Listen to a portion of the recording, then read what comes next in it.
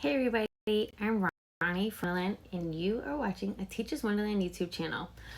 Make sure you like this video, hit the subscribe button, and hit that little bell so you can be notified every time we post a new video. Today, we are talking about small math groups. Okay, I know. You're probably like, okay, who cares? No, it's not like that. It's amazing. Okay, and the reason why it's so amazing is because I have made my life so much easier doing this. Ready?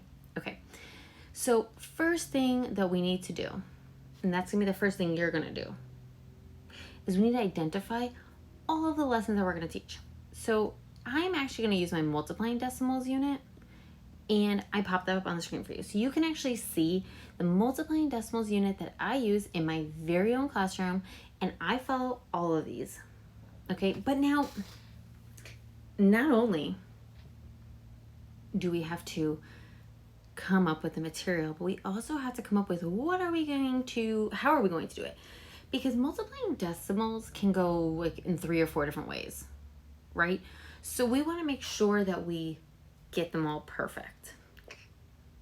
Like, is that the right way to do it? Whatever.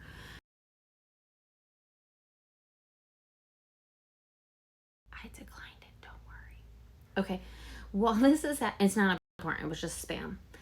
While this is happening, we want to make sure that we know the order of how we want to teach the particular one. So what I did was I actually wrote the patterns with decimals, the whole numbers, and practicing those different versions of it. The next part that I want to do is I want to make sure that my lesson plans are perfect. Now, my original school, even small group lesson plans had to be like super detailed lesson plans. I don't know about you guys. It might have just been like an... I'm so sorry. Okay, so for me, how my lesson plans look, I will have the lesson plans right here to say place value. Then I'll have the objective, the small group plan, and you have your topic there as well. These are all standard of what I actually had to have in my lesson plans, believe it or not. I also had to have remediation ideas, on-level ideas, and above-level ideas. And if you think that's a lot, so my first assistant principal, he said I had to have all of it written, like all of it. There was no allowing to think on, what do they call it, the fly? What do they call it, the fly? Anyways, you also have your answer key there, plus you had to have all of your questions ready to go ahead of time. You weren't allowed to just like think about it on the whim, because they say that your higher level isn't there. So I created my little work mats, and here's how we use them.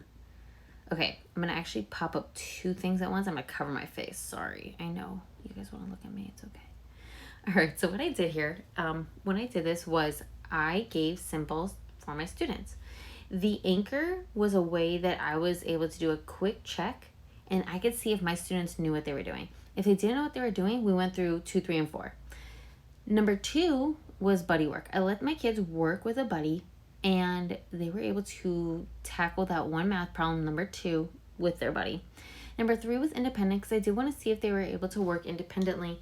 And then the last one was the brain, and that was also independent as well. I was able to use brain work as a way to see if my students were able to understand this I taught, or right when I taught it. I usually was able to take this as a grade, as a data point, or as an exit ticket. It just depends on what you do and you instill in your classroom. Now, these work mats, my first school, we were only given so much paper. Like, you could buy paper with your own money and you can print however much you want it. But I was like, I'm not doing that. Like, come on.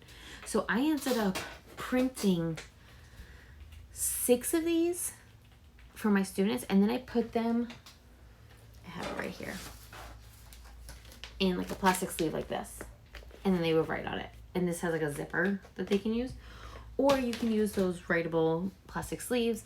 I'm sure there's a variety of ways that you could do this, but I always put them just in those little Ziploc things. things. And it was great. And then I would paper clip them all with the lesson plan, and then I would put them away so I could use them again later on. Now, each day, if you think about it, your math group only has, 10 minutes? Maybe. Let's say you have 15 minutes per group. Let's just say. Okay, I mean, I really never had 15 minutes, so if you did, kudos to you. I never had 15 minutes, but let's just say we have 15 minutes. If I have 15 minutes, it's going to take me about 2 minutes to get them settled, to go over the review, check on them, see what's going on. Then it's going to take me another 2.5 minutes for each of these questions. So that's 2.5, 5, and 10. So that means my time is spent all on these 4 questions. Why am I going to give them 20 problems when they're at small group? 4 problems, maybe 5 would be optimal. And I could do that first one, an additional one, myself. Here, let's review the skill. Here's how we do it. You go boom, boom, boom, boom, boom. And now let's go ahead and do, where's my camera? Bam. We can do our work mats, okay? And now the work mats have our independent, we have a buddy one, we have an exit ticket built in. So when your students leave, you know what you're doing. Now we also have to do data points on every single small group. Seriously. So if they came to my I saw them, I had to do an attendance if they came to me, plus I had to do either an X or a pound if they understood the skill or not. So let's go through, and I'm going to show you, I'm going to pretend you guys are my students. And let's go ahead and do one of those. Ready? Okay. Hi friends. Okay. So we have our work mats, and also another tip for you, if you put the work mats, or if you hire somebody within your classroom for your class economy, if you hire somebody to do this every morning for you, you'll have all of your group stuff done. And you don't have to do a thing until you get there. Just saying.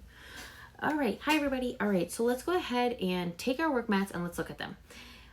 Let's do number 1. I'm going to break it down for you, and I'm going to show you exactly how. Number 1. We're going to do 8 4/10 times 51. Where would our 8 go? Right here. Where would our 4/10 go? Right here. Where would 50 go? Break it up by place value. So 51 right here. Wish I could write on my screen. I haven't figured out how to do that yet, so bear with me. Notice though, if I had a marker, or if I had a marker board right behind me, I could literally go and write this on my marker board. And then all 4 to 6 of my students could actually see me, and they could do this with me, or they can watch me. Because I will tell them, pencils down. You are not doing anything but watching me. And then I'll say, okay, here we go. And we'll go through and we'll make the box and we'll do it. Then I'm going to say, okay, it's number 2. I want you two to work together, you two work. Sometimes, depending on the class, I would say, you must sit next to this person. Or I would say, no, I need this person to be working with me. And I need this person here, I need this person. I would just say, and then they start to learn oh, I like one person, I want to sit with them here. It works, it's fine. Once they finish number 2, I will say, oh, buddies, are you done with number 2? Let me see.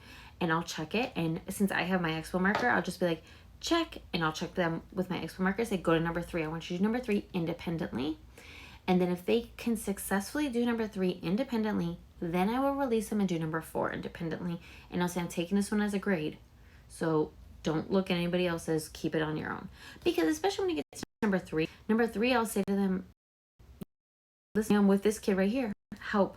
Go to your buddy. That's why you have your buddy. That's your built-in friend. And then I can check their work for number 3, and they can move on to number 4. Hopefully these work mats are something that you can instill and put in your classroom immediately. I created them one afternoon for the next day, and I was able to work out some of those kinks immediately. So that's just how I started work mats in my classroom. And that's how I use them in a very quick and effective way.